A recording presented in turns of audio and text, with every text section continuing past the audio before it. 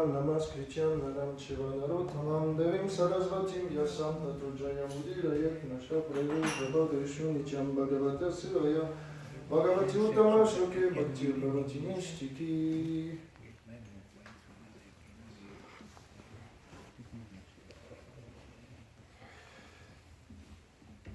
Hare Krishna, everyone. Hare Krishna. I'm very glad that you gave me this opportunity to speak about Srimad Bhagavatam. And this is the wonderful occasion because today it's the pastime of Ambarish Maharaj. And this verse is one of the most important. In fact, I learned it before, so I know it. And basically this verse says, without the devotees, I don't want to enjoy myself. Krishna is speaking. This is Vishnu speaking. And he says, I don't want to either be with Shri, my consort, or either I don't want to enjoy pleasure in myself without my devotees. So let's try to, I think if we are focused, everybody can learn this verse because it's simple verse. Metric is simple. So if you do some endeavor of memory, you may after go with this verse after the class. So Naham Atmanam Ashase Naham Atmanam Ashase Naham Atmanam Ashase Naham Atmanam Ashase. So I would like to play a little game today. I know it's not usual, but I want to take away a little part of the verse. Like this you have to play with your memory, okay?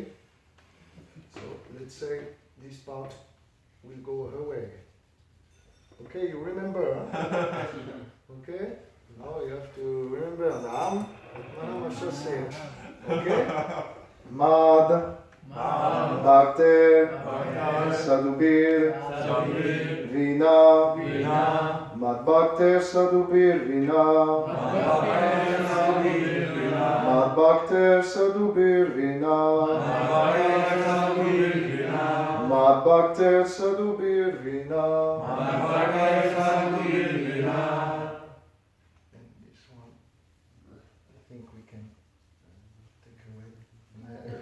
Just let the few verse later, okay? So let's try to repeat again the first two lines. Nahamatmanam ashase madbhakte sadhubirvina. One again. Nahamatmanam ashase madbhakte sadhubirvina. Okay. Third line. Shriyam Chatantikim Brahman Shriyam Chatantikim Brahman Shriyam Chatantikim Brahman Shriyam Chatantikim Brahman. I want to withdraw this part. Brahman, you don't like Brahman.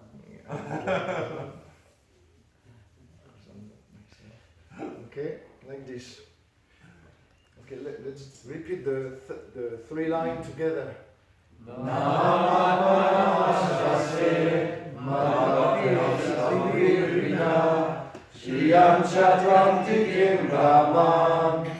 Okay. Yesham Gatir Aham Para Yesham Gatiram Para Yesham Gatiram Para Yesham Gatiram Para.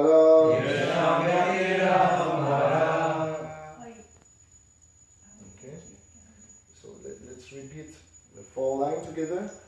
Nahamatmanam ashase madbhakte sadhubirvina Shriyam Chatantikim Brahman Yesham Gatiram Para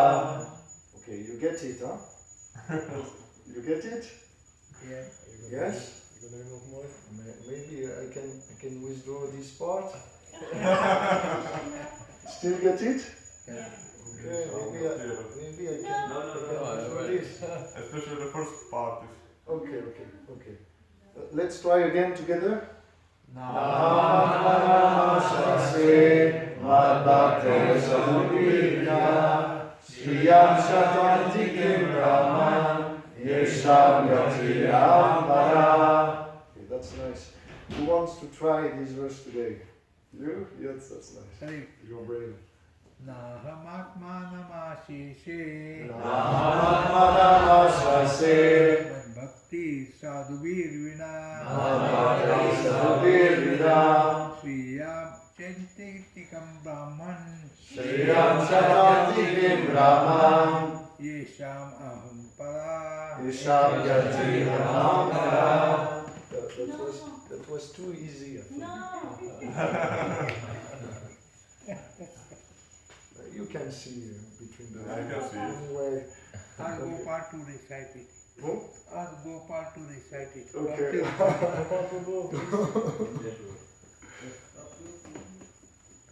You can go, Prabhu. Namamatmanam asampase Namamatmanam asase Madbhakti sadhubirvina Madbhakti sadhubirvina Shreyam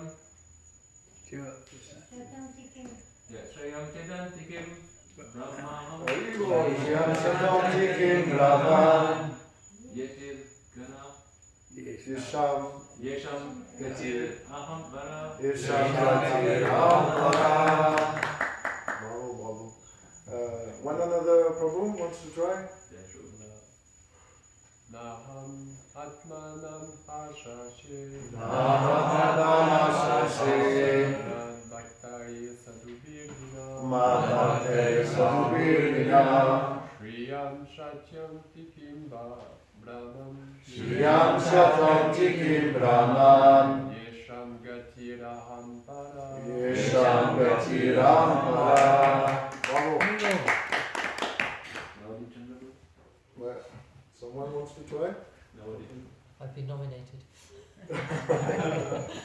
Nahamatmanamashase Namamatmanamashase Madbhakte sadhubirvina Madbhakti sadhubirvina Shriyam chatyantikim brahman Shriyam Shatantikam Brahman Yesham gatiraham para Yesham Gati Ampara. Well done. Well done.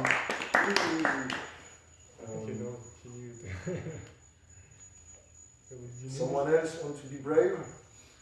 Namamatmanam ashase Namamatmanam asase Madbhaktai sadhubirvina Madbhakti sadhubirvina Sriyam Shatantikim Brahman Shriyam Shatantikam Brahman Yesham Gatir Aham Para Yesham Gati Ampara. I think it's too easy now. No, it's too.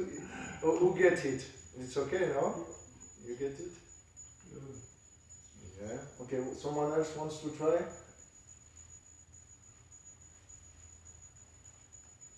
I see.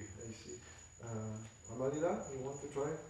Nahamatmanamashase Namamatmanamashase Madbhakti sadhubirvina Madbhakti sadhubirvina Shriyam Chatantikim Brahman Shriyam Chatantikam Brahman Yesham Gati Ahampara. That was nice. Okay, word for word. Naham. Not. Sorry. Not. Aham. I. Atmanam. Transcendental bliss. Ashase. Desire. Madbhakti. With my devotees. Sadhubir. With the saintly persons.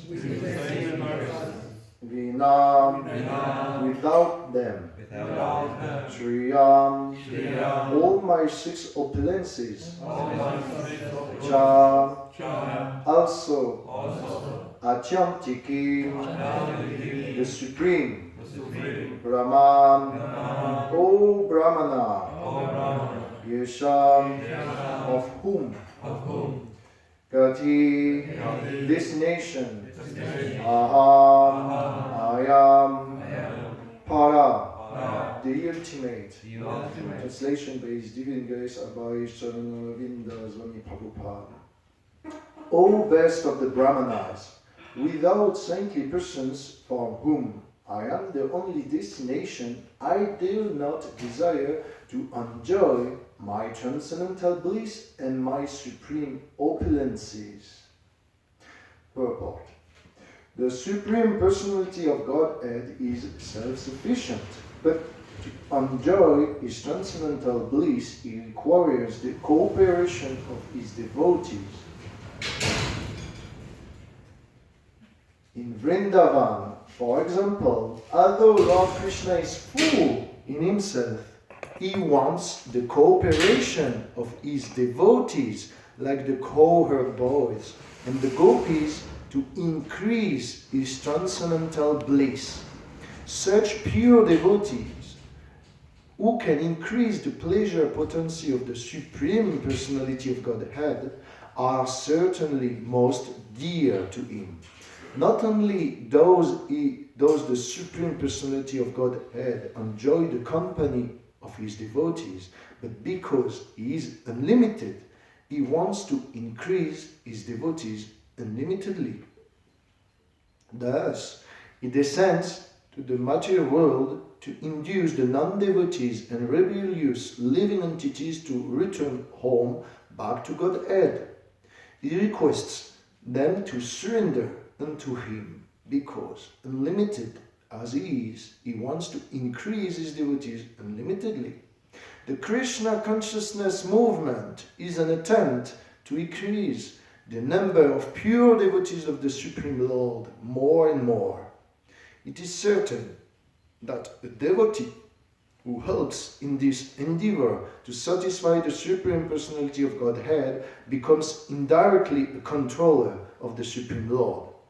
Although the Supreme Lord is full in His six opulences, He does not feel transcendental bliss without His devotees. An example that may be cited in this regard is that if a very rich man does not have sons in a family, he does not feel happiness. Indeed, sometimes a rich man adopts a son to complete his happiness. The science of transcendental bliss is known to the pure devotee. Therefore, the pure devotee is always engaged in increasing the transcendental happiness of the Lord. Om Magyanti Mirandasya Ganangara Shalakaya Shakshun Militam Yena Tasmai Shri Gurave Namah Shri Chaitanya Manobhistam Stapitam Yena Bhutale Svayam Rupa Kadamayam Datati Svapadam Tikam Vandeyam Shri Guru Shiyuta Padakamaram Shri Guru Vaishnavam Cha Shri Rupam Sagrajatan Sagana Raghunathan Vitam Tam Sajivam Sadvaitam Savadutam Parijana Saitam Krishna Chaitanya Devam Shri Radha Krishna Padam Sai Lalita Shri Shakam Vitam Cha E Krishna Karuna Sindhu Dina Bandho Jagatpate Gopisha Gopika Kanta Radha Kanta Namostute Tapta Kanchana Gauragi Radhe Vrindavaneshvari Vishabhanu Sute Devi Pranamami Hari Priye Om Shakarpatarubhyasha Kripa Sindhubhyo Vacha Patitana Pavanibhyo Vaishnavibhyo Namo Namah Shri Krishna Chaitanya Prabhu Nityananda Shri Advaita Gadadhar Shri Vasudeva Gaura Bhakta Vrinda Hare Krishna Krishna Krishna Hare Hare Hare Rama Rama Rama Hare Hare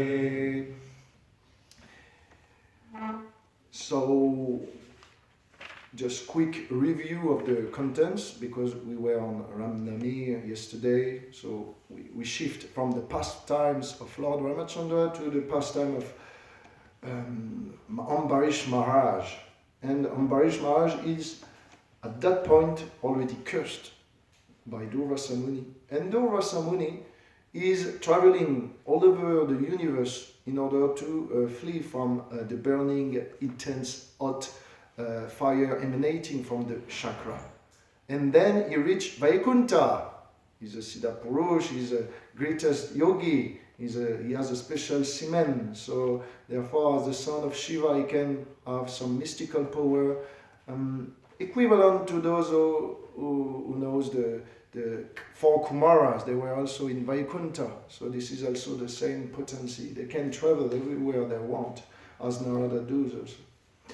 And here he met the Lord and he begged for forgiveness. But the Lord is stating just before, Ham Bhakta Paradino, Yasvatantara Ivadvija. Sadhubir Grastari Dayo, Bhakter Jana Priya.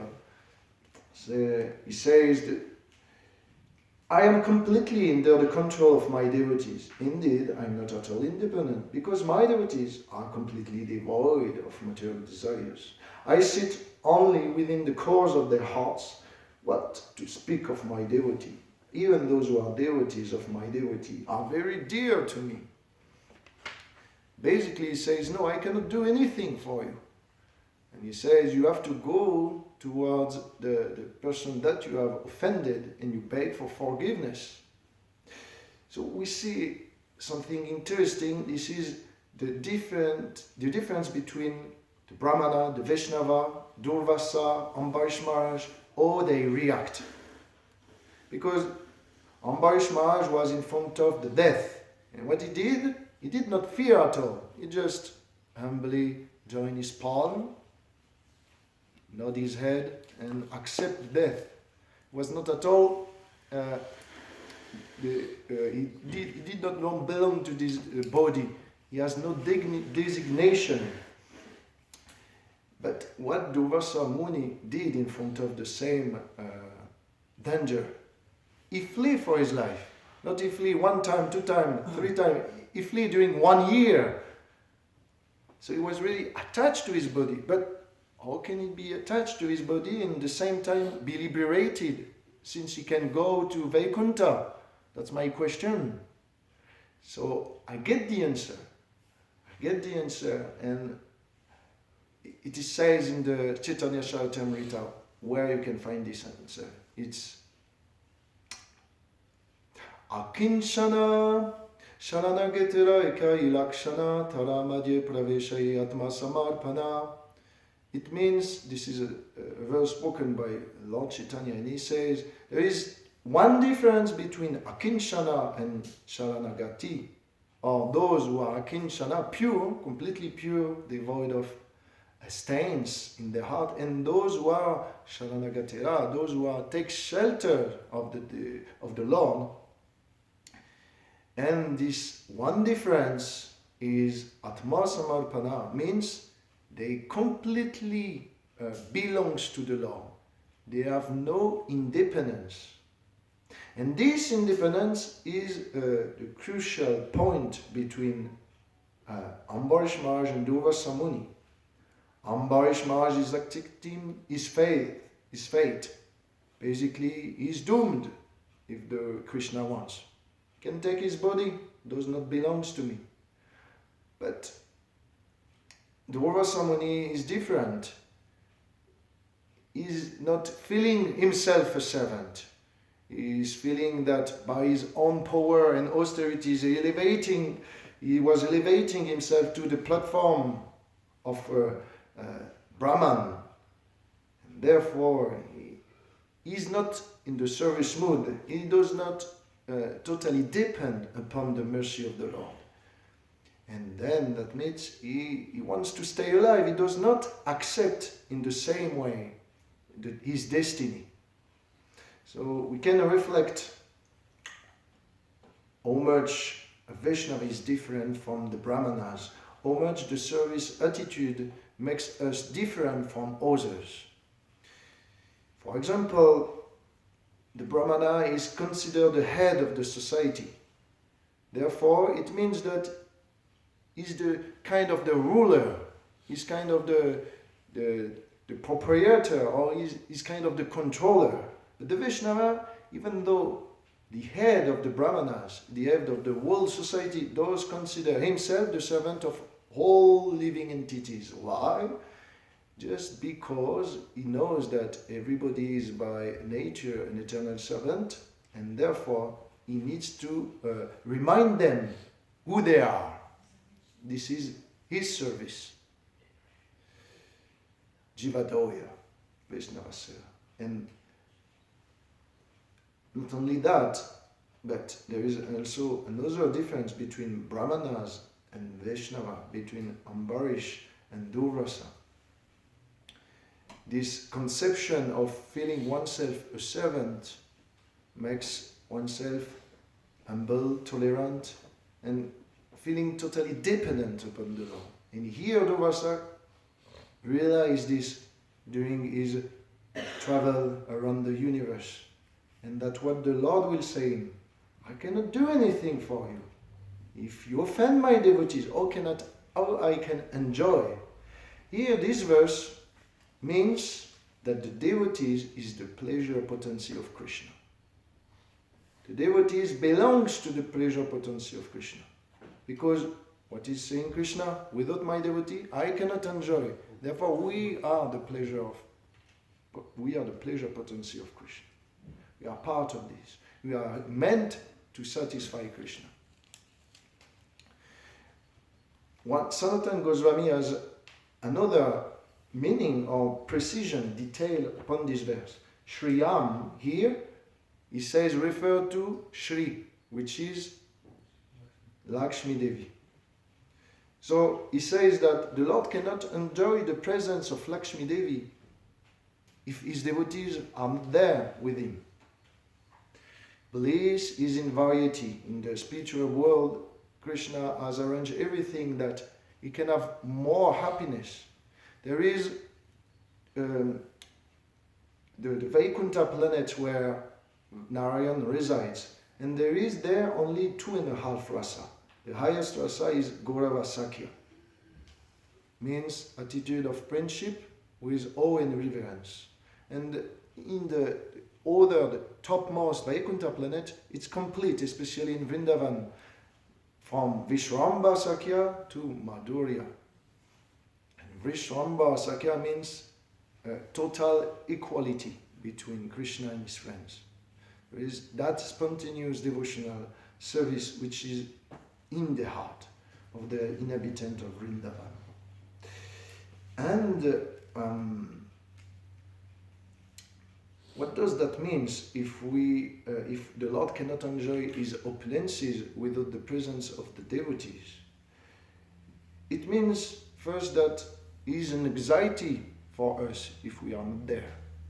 He is in anxiety so much that he has to come and to bring us back home, back to Godhead, in order to again increase his pleasure. He needs us because we are apart from the unlimited varieties of exchange of love. Therefore, Krishna is more complete every time one soul is bringing back to him, in relation to him. Therefore, it's an important task for the devotees to participate to this. One another reason given by Sanatana Goswami here is that the devotees in the material world are suffering more than those in the spiritual world. Therefore, Krishna is really eager to bring us back, and is really happy. We did austerities that are not done in the spiritual world. And to prove that devotees are more important even than Sri, there is one quote in the 11th canto, chapter 12, verse 15. Krishna says to Uddhava, and he says, "My dear Uddhava, you are more dear to me than Brahma, then Shiva, then Lord Sankarshan Balaram, then even Lakshmi Devi. This is the position of the devotees. They are great, really great. And the next thing we can ask ourselves is the inhabitants of the Vrindavan, especially the gopis, they are supposed to be also goddess of fortunes. They are supposed also to be expansion of Radharani. Therefore, that means that the Lord cannot enjoy without them. Yes, totally. In Vrindavan, even though Krishna has to depart when Akrura came to bring back him in order to kill Kamsa, Krishna in Vrindavan, in the palace of Yadavas, were totally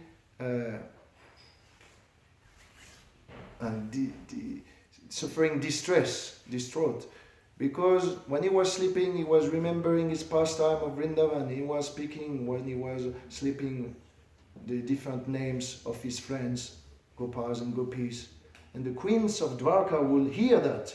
And they will say, Krishna is there sleeping next to me and is thinking about someone else. That's not kind. And they will speak together.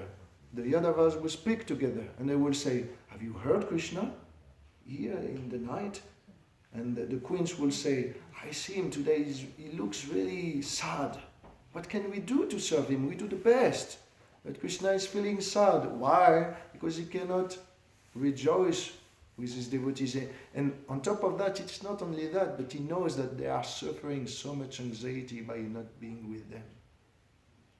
And thus Krishna does not feel so much peaceful even though he's at Maram. So Ambarish Maharaj was a great king. He was, in order to become a pure devotee, he was doing yagyas, he was doing all the different element angas of bhakti. It says that he offered 600 million cows during the yagya that he was doing when this was happening. So imagine, can you do an offering of 600 million cows? Can you, Mayapur, do that? One cow is roughly 1,000 euro. So you need 600 billion. Maybe we will reach that one day. But you don't need so much money in order to get liberated. You don't need so much cows. Because one verse of the Puran says, Gokoti danam grahana kagasya payaga gangodasa kalpavasa yagya yugdram merusvada danam govinda kirtana samam satamshe.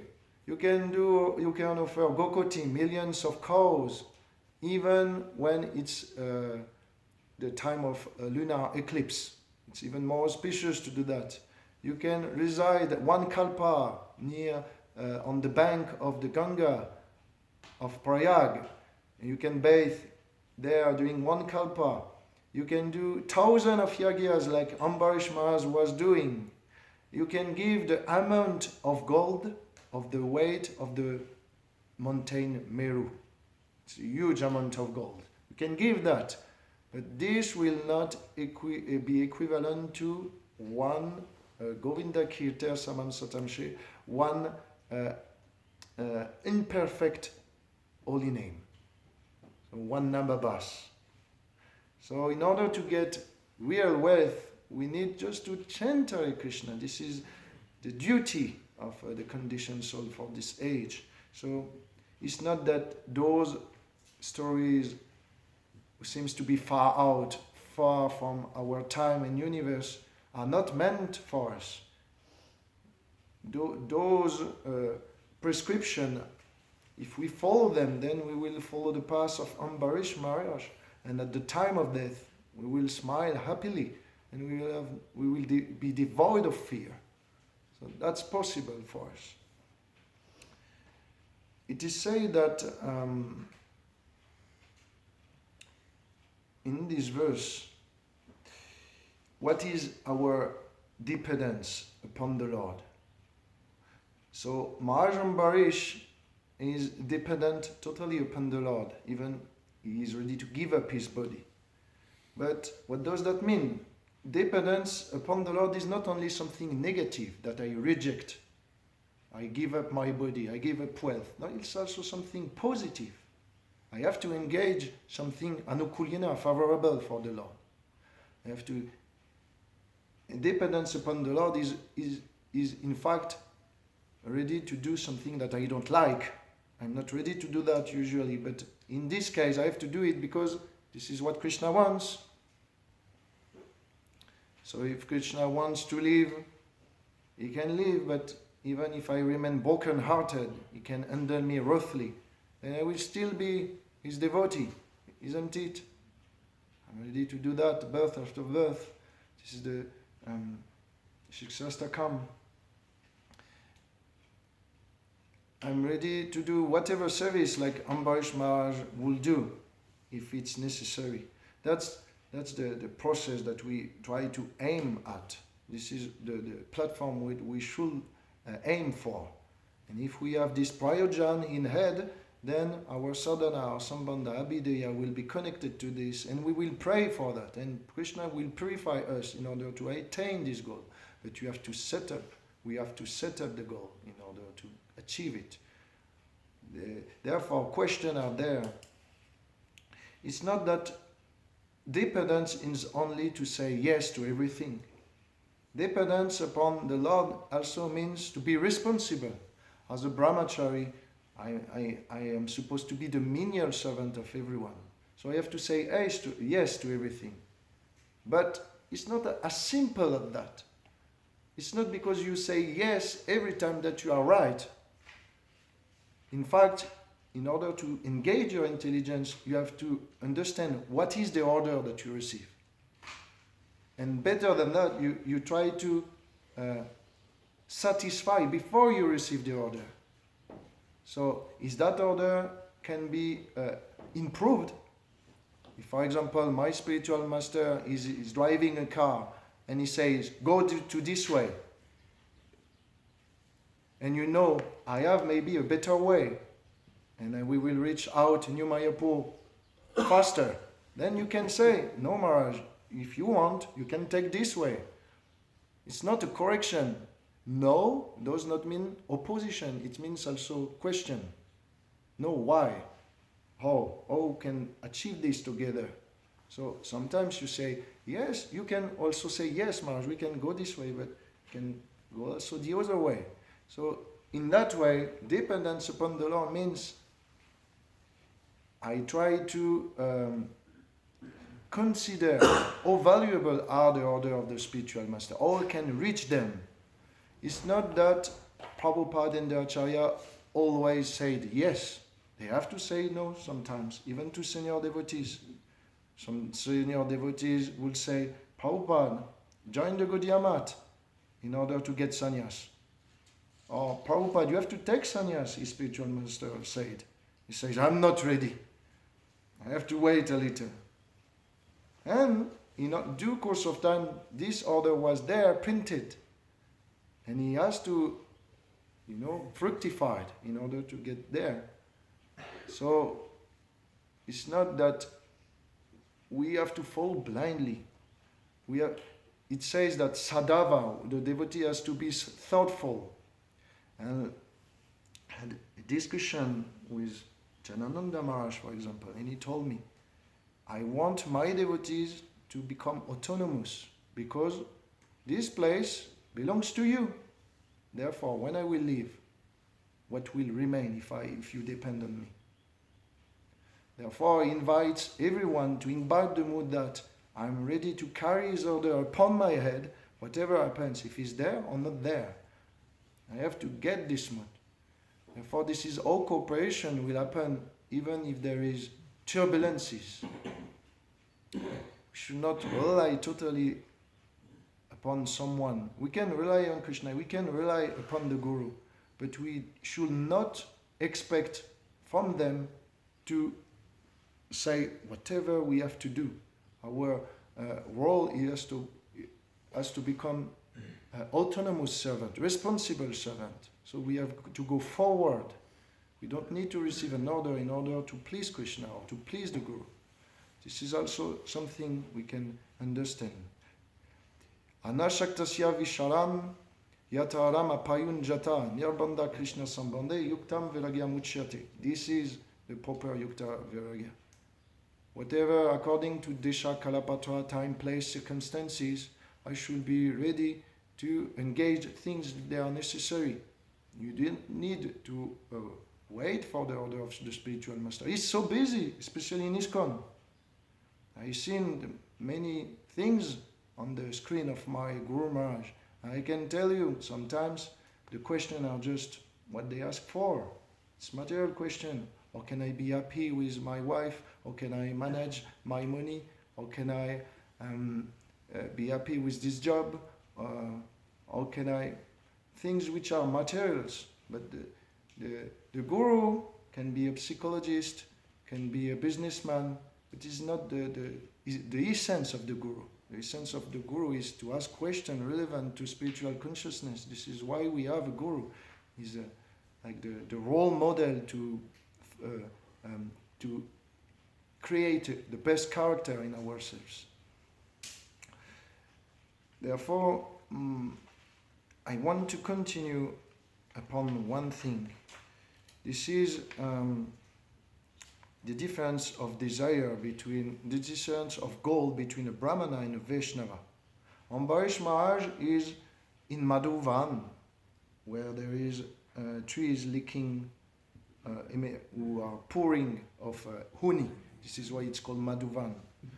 And this is forest of Vrindavan. He's taking shelter while he's worshipping the Lord. There is a yagya that he organized. He's on every place inside, you know. He's inspiring his citizens. And what is the goal of the Gaudiya Vaishnava? They have to become the servant of the servant. And how we best come that far? The question has been raised, and the answer is also answered by the previous acharyas. At the time of death, Bhaktisiddhanta Saraswati Thakur will sing Sri Rupa Manjari Pada. I want to become a dust at the lotus feet of Sri Rupa, because amongst all the acharyas of Gaudiya Vaishnava, except the Panchatattva, the most prominent figures is Rupa Goswami. Was the head of the 6 Goswami, who are the head of the other acharya. When, before to depart to America, Prabhupada asked the blessing of Rupa Goswami, and he appeared with Sanatan, and he told him, you have my blessing to write whatever you want, and when you will write, I will guide you. Then don't be afraid. Do it and depart and satisfy the order of the spiritual master. Therefore, Rupa Goswami is there to inspire us to become dust at his lotus feet, because he's the most qualified. So we should follow his footsteps, and this is also the example given by the devotees, either Uddhava or Brahma. Yad Buri Bhagyam, Yad Janma Kim Apyatavyam, Yad Gokulipi Katamangri Rajobhishekam. If I have to go in Vrindavan, this will be the ultimate blessing, but make me, my Lord, a blade of grass that I can be under the feet of the inhabitants of Vrindavan. So we take a humble position. We take the minuscule position, the Hanu. We are small as an atom, therefore we can be placed under the lotus feet of the devotees. In this way, we will maybe go and look and hear the Katha of Vrindavan, and this is a wonderful opportunity. We can cultivate the mood of the inhabitants of Vrindavan, but we should take the humble position. This is also one example given by our acharyas. So I would like to ask you, before the end, do you have some example of the Lord not enjoying his pastime or his opulences while he's not with his devotees? Do you have some example? Do you have something in your mind? An example where Krishna, Vishnu, or whatever is not accepting happiness because someone else is not there?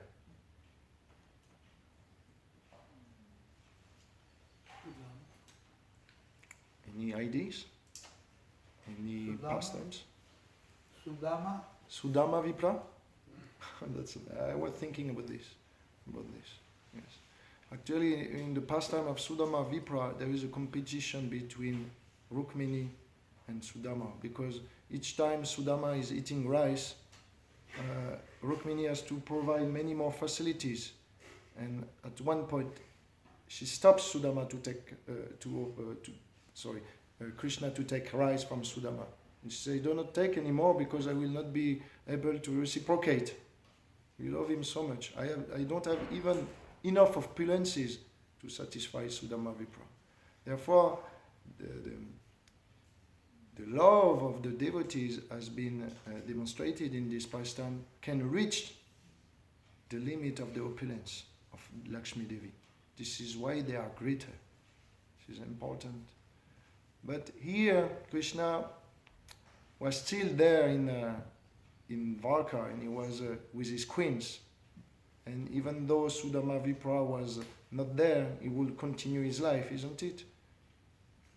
According to the pastime that I have in mind, I will remember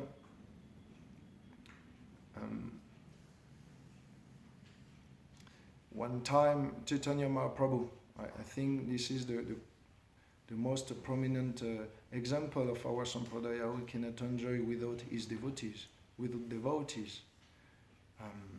Chaitanya Mahaprabhu, all his life long, he was asking for the association of his devotees, so Damodar, Ramananda Rai, and when they were not there, he was feeling mad. He was crying. But when his devotees were there, then he was pacified for the time being. And sometimes, if, for example, Gadadhar was not there, then he would turn mad. And if Gadadhar was there, he would say, "Don't worry, Krishna will come, my Lord. Don't worry." So this attitude is in Chaitanya Mahaprabhu, it's imbibed in the mood of the Lord and the inhabitants of Vrindavan. So I think there is many more pastimes. Yes. What? Yeah. I think all the avatars, Krishna, when he manifesting all his avatars, he comes because he don't find his devotees. Then he descends and he kills the demons to protect the devotees because They are in anxiety. They are in anxiety, so he has to come in order to relieve them and to partake to the exchange of love.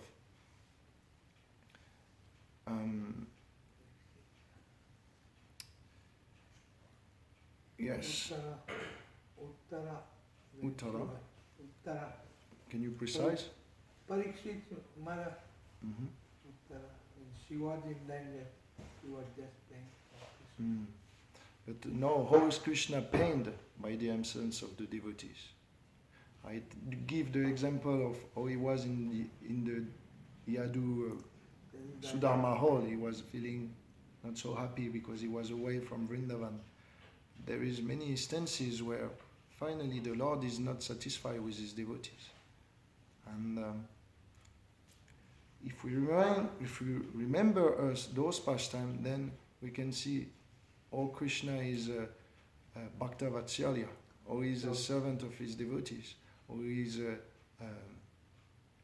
dependent upon them. And it makes the bhakti more sweet, more important for us. So I think I will finish there. And I did not refer too much to the purport of Srila Prabhupada, and that's a shame for me. There is maybe one thing we can say, because Prabhupada also gave an important point. For example, he quoted the example of the rich man who has to adopt a son in order to get happy. This is, in the spiritual world, it says in the Brahma Samhita, Sahasrapatam karmanam tad tadanam tabsha sambhavam tad gokule karnikaram Sahasrapatam karmanam Sahasrapatra Kamalam Gokulakya Mahapadam Nikaram Taddama Atadanam Tamsha Sambhavam. Thank you. It means basically the creator of all the paraphernalia, all the planets, Vrindavan, Gokula, in the spiritual world is Ananta, Baladev, Balaram Prabhu. Is Sat, is the eternal potency which provide all the paraphernalia. And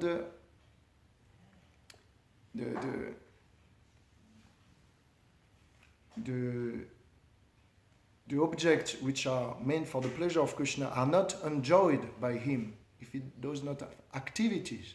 There the Ladini Shakti is there in order to recreate, to use the subjects. That means even if there is Vrindavan, if it's empty, then there is no pleasure for Krishna. The Vrindavan is Vrindavan because there is all those devotees here to play with him.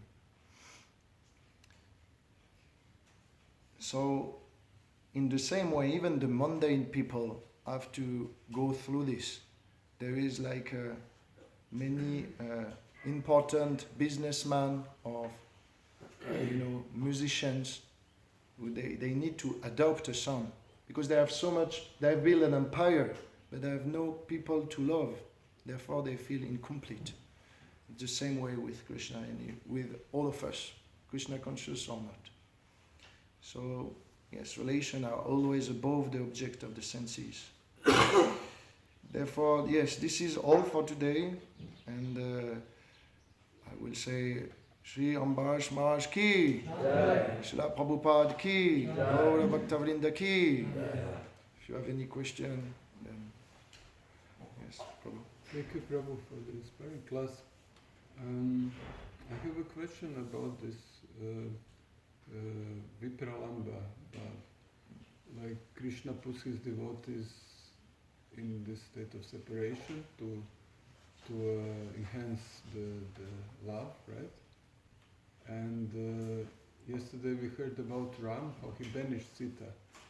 So is it the same or similar? Did he banish her also, not just to show example of a perfect king, but to enhance the feeling of separation, this Vipralamba in her, and does it have some point for us to show us this separation of Sita and Ram, and should we learn from that? Is this similar to Chaitanya's separation, Krishna and Gopi separation? Gopal Bhatta Goswami is one of the great examples of separation because he waited until he get 40 years old in order to rejoin Vrindavan. But all the time being, he was there with his parents in the home, and he had to wait for them to leave this world in order after to go with them, because the order of Sri Chaitanya Mahaprabhu was you have to stay with your parents and take care of them, and when they will leave this world, then you will come in Vrindavan and you will... This is Raghunath Bhatta Goswami. Gopal Bhatta. Oh, yes. Gopal Bhatta comes from South India. Yeah. He did not It's not with Venkata Bhatta, it's with Raghunath Bhatta Goswami. Oh, it does. No, Raghunath Bhatta Goswami. Raghunath Bhatta Goswami. Okay. Then, yes, this is a great example, Raghunath Bhatta Goswami. And he has to... Were devotees. His parents were devotees. Lord Chaitanya tells him to go back and serve them till the Raghunath is the one who go to Narasitra? No, this is Raghunath Das. Yes. Huh? Yes. You're getting confused. That's No, Raghunath Das he Goswami. Yeah. Okay. Raghunath Bhatta Goswami was the famous reciter of Bhagavatam. He was the one who spent most time with Lord Chaitanya. He was cooking for Lord Chaitanya. Yeah, Lord Chaitanya asked him to go and stay till the parents leave the body. Yeah. And he saw only when he was young, Chaitanya Mahaprabhu. So he had to accept the fact that most of his life he has to be separated from him. There is many devotees like Swaru Damodar, Ramananda, they never have to go in Vrindavan, but they mentally they were there. In the same way, when Rama and Sita were separated, their mind will goes to each other. They will not think about anything else. That's why the gopis are even more qualified than Shri, because Shri is meditating on Krishna in order to get to Vrindavan, isn't it? We heard about his penances. But the gopis of Vrindavan, they will attract the mind of Krishna. So they are superior. So this separation has created an attraction for Krishna. So he's thinking about them in this way. And the same with Sita and Ram. Yeah. So what is Krishna teaching us through this pastime of Sita and Ram and the banish of Sita? That means we can be happy in every situation.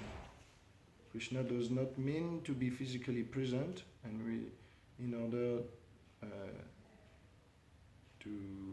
it does not mean that if Krishna is not there presently, directly, that we are not dear to him.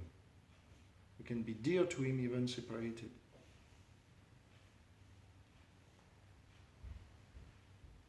But this verse is saying that Krishna does not feel happiness when his devotees are separated. So how we can reconcile this?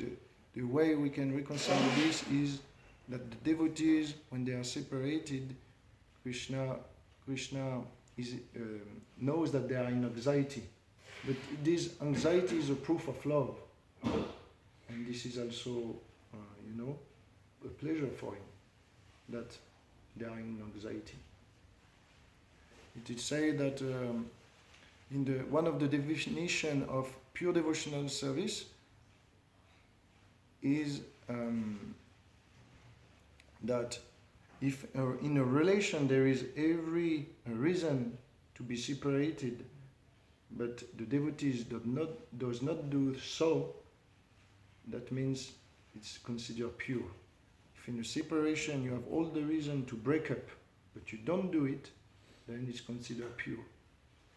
In the same way, the devotees, they have all the reason to leave Krishna, because he's not there, because they are suffering, but they don't break up the relation. So it's pure. So it's a way to show love.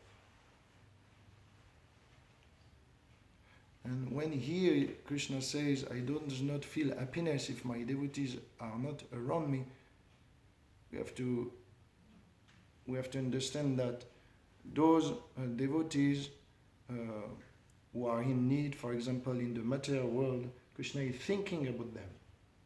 The devotees who? Who are in the material world, who are, trying to perform sadhana in the Kali Yuga against most difficulties. He's thinking about them. He's thinking about them, and every pain of the devotees is a pain for Krishna. That's why he rebuked Rasamuni. And this is the real separation. When the real separation, when you are not even conscious about the damage you do to the devotees. For Krishna, this is like the real separation. If someone is neglecting my devotees, then how much I feel unhappiness. So this is devotees are part of the pleasure potency of Krishna, and therefore they are really dear to him. And just to clarify again, because I think we can say, yes, separation is a sweet feeling, but it's stating in the Vedas that it's fire with water together. So it's in the same time cooling and in the same time burning. This is what separation is. It's in the same time anxiety and in the same time pleasing. And Krishna needs here the most important point that Prabhupada said is that varieties is the basics of spiritual bliss. And Krishna needs more and more servants in order to recreate more and more, to expand his playground. That's also his separation. His separation from all the living entities who does not rejoice to be with him. So what is the use of being opulent if I don't have anybody to share with? There's no reason. So even though Krishna is sometimes in separation, he is rarely alone. He has to share his presence with all the devotees. So Ram was with Hanuman when he was not with Sita.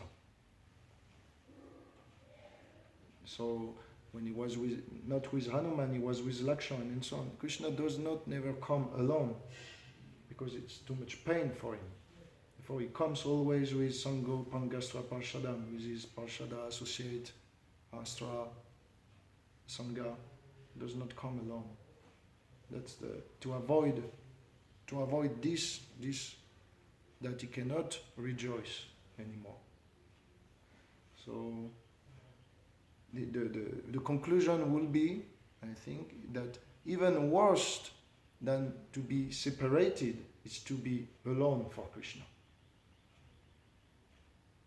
So our duty is to bring back more people to Krishna. To be alone? Alone. Worse than separated, to be alone. Because you may be separated, but there is other people with you. You can be separated from someone, but you can still be with other people. But if you are separated from everyone, then you are alone. It's even worse. You know? That's the thing. So Krishna may be separated from someone, but usually is never alone. Because this is even more separation. There's no one to remind about Krishna. We can remind Krishna in separation, but alone, he is the most beautiful, he is the most intelligent, but if there is no people to talk to, no people to see him, no people to play with, then what is the use of such opulences? He cannot exchange them. And the pleasure of the Lord as well as their servant, his servant, is to give. So this is like this. Srimad Bhagavatam ki. Nitai Gaur Premanande. Is it like that Krishna puts us in a test in this separation, and then if we are still remembering him, that then he is satisfied?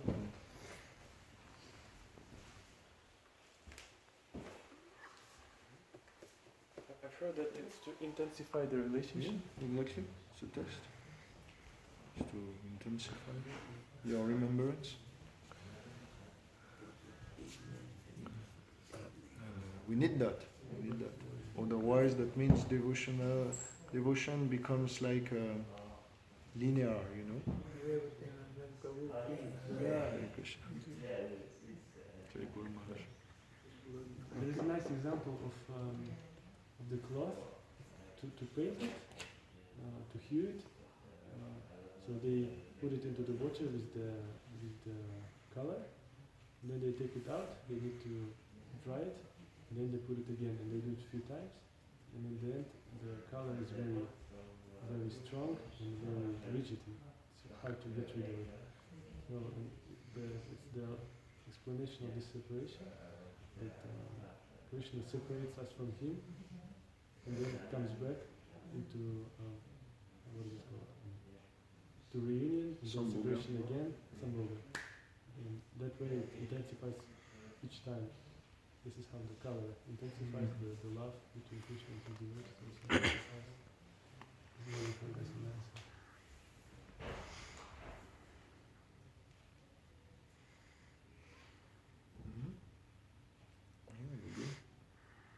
So the separation of Sita is, we can say that it shows us that the love is more intense by being separated from the Lord.